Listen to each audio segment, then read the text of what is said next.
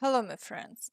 The situation at the front remains very tough as the Russians throw anyone and everyone into the fight to seize as much territory as possible. Overall, most people believe that this war will end and the conditions for ending it are already clear. However, Putin will definitely not be handed full control over the four regions. That's why they are trying to seize them by military means today. But in his evening address, Zelensky announced that next week he'll present a 10-point internal victory plan. The Ministry of Internal Affairs has done solid work, as has the Security Service of Ukraine. We will certainly implement everything. We've already prepared points on energy, detailed everything about our weapons, our production, and our partnerships. In total, there are 10 points that will be presented next week, and for each point, along with Ukrainian civil society and everyone who's ready to contribute rational ideas from the business sector, we'll create a foundational, doctrinal document for Ukraine one that enhances our resilience, with clear supplements, step by step. We'll outline how we'll channel our internal resources toward a Ukrainian victory, so that we have the right to say that word victory. All of us, every Ukrainian, millions of people who dream of ending this war justly for Ukraine and are working toward it, fighting for it. Overall, this is a new victory plan, not for our partners, but for Ukraine itself. It's also been reported that while Biden is still US president, they'll try to speed up arms deliveries to Ukraine to make use of the already allocated funds. The US will send Ukraine weapons every week to use up the $7.1 billion before Biden leaves, says the Pentagon. One has to wonder what stopped them from sending all this equipment earlier? Why wait until the last minute to rush these deliveries? Honestly, words fail me. Now let's move on to the situation in the Kursk region. There are no changes here so far, and Russian forces continue shelling, although there has been occasional information about North Korean forces possibly entering the battle. However, no confirmed reports have surfaced, so South Korea has decided against providing Ukraine with weapons for now, citing a need to wait and see Trump's stance. South Korea will review its decision on arms supplies to Ukraine following Trump's victory, writes Bloomberg. The agency states that Seoul is unlikely to supply ammunition to Ukraine unless North Korea makes further moves or more clarity emerges on Trump's position on Ukraine. We will coordinate closely with our ally and partners in this process, a statement read in response to Bloomberg's question on South Korea's latest considerations about sending arms to Ukraine. It's noted that South Korea has massive stockpiles of 155 military artillery shells, which are NATO standard and used by Ukraine. As we can see, Trump's influence now impacts not only US support but also decisions from other countries. In the Kharkiv direction, Russian forces are shelling border areas with an attack recorded on the village of Vysoka Yaruga. However, there have been no changes along the front line. In Vovchansk, fighting continues, but here the advantage is with the Ukrainian forces who have successfully repelled all Russian attacks. In the Kupiansk direction, there are serious challenges.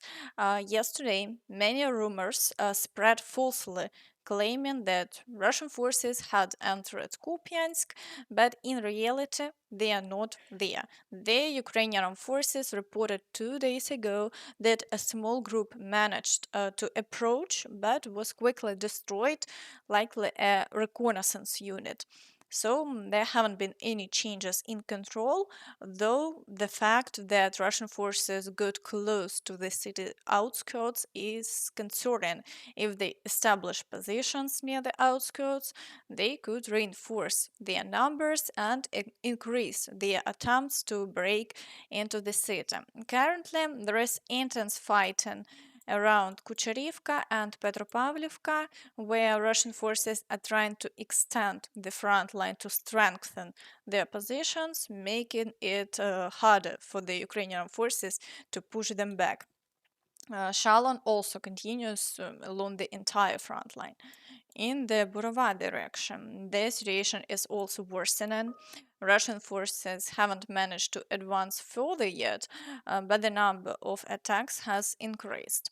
Battles are ongoing for control of Zagrizove, Lozova, Pershatravneve, and Cherneshina.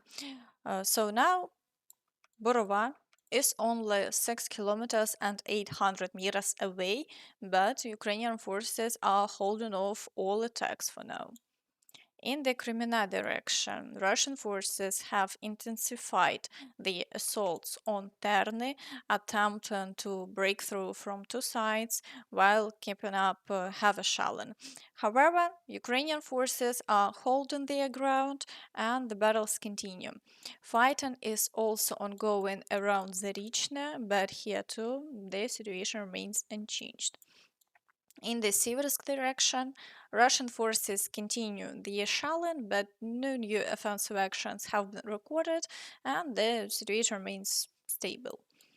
In the Chasiv Yar direction, Russian forces are attempting to assault trenches and continue their shelling efforts, but without success, as the front line remains unchanged over the past day.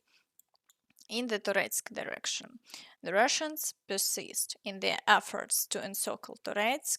They are also carrying out attacks near Nelipivka and assaulting Sukha Balka, accompanied by intense shelling.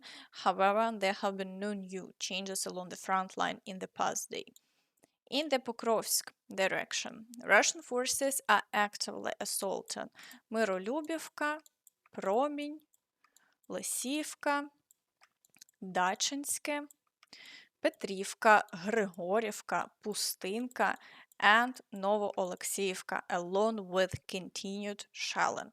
Despite this high level of activity, there have been no new advances by Russian troops over the past day, as the Ukrainian forces have successfully repelled all attacks.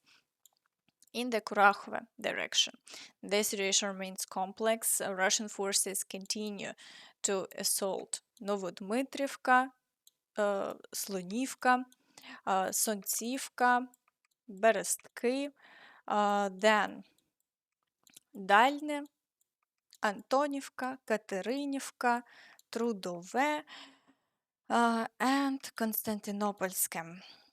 But near Rozliv village, no new assaults are occurring, and the front line has also remained stable over the past day. In the Velika Novosilka direction, Russian forces managed to capture two villages and are advancing toward Novopil. They are also shelling and assaulting Makarivka. No new breakthroughs were recorded overnight, but the situation here is gradually worsening. In the Zaporizhia direction, Russian forces are assaulting Novoandriivka and Novodanilivka and continuing with shelling. However, their overall activity remains limited, and Ukrainian forces are successfully repelling all attacks. In the Kherson direction, Russian forces are attempting to push toward the islands near Hola Pristan and attacking in the Kozachi Lahiri area. However, they have made no progress as Ukrainian forces successfully repel all attacks, with the front line remaining stable.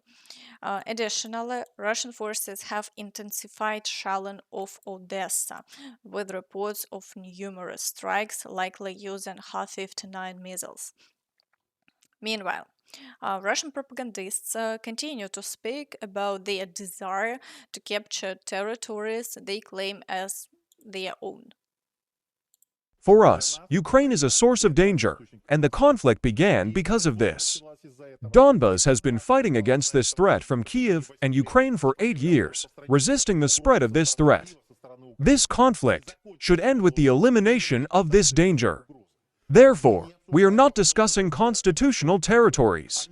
They are already established. We won't discuss them in any format. Any negotiations about the status of the Luhansk, Donetsk, Kherson, Zaporizhia, and Crimea regions are simply off the table. There's no point. We are not discussing it. We can only discuss matters related to how life will be organized in territories not currently under our control. I have a lot of questions about the potential republics in Odesa, Mykolaiv, Dnipropetrovsk, and Kharkiv. Overall, due to their perceived success on the front lines, they have begun to dream of seizing as much Ukrainian territory as possible. What do you think about this? Be sure to share your opinion in the comments. And that's all from me. So please don't forget to like this video, subscribe to the channel, and hit the notification bell to stay updated on all the latest news. Thank you for watching and see you next time. Bye bye.